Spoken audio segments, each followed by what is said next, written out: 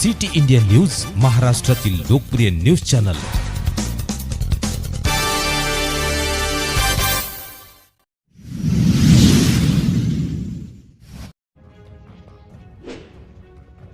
जगद्गुरू नरेंद्राचार्य महाराज संप्रदायाच्या वतीने 30 मार्चला गोरेगाव येथे गुढीपाडवा निमित्त भव्य दिव्य शोभायात्रेचे आयोजन।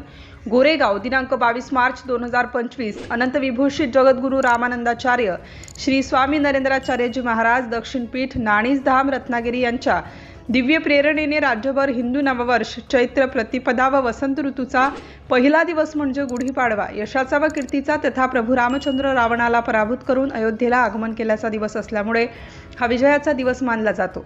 भारतीय संस्कृतीचे जतन व वारसा पुढील पिढीसाठी आदर्श राहावा यासाठी सालाबादप्रमाणे संप्रदायाचे गुरुबंधू भगिनी सांप्रदायिक वेशभूषेत 30 मार्चला सकाळी 7 वाजता जिल्हानिहाय शोभायात्रा काढून जल्लोषात स्वागत होणार असल्याची माहिती देण्यात आली।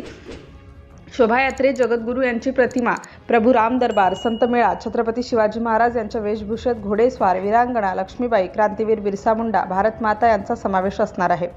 शोभायात्रेत प्रेम, आनंद व उत्साहासाठी युवा युवतींकडून बाईक रॅली, भजनी मंडळ, कलशधारी, गुढीधारी महिला भगिनी, झेंडे, पताका, ढोल ताशाचा गजर आकर्षणाचा केंद्र ठरणार आहे।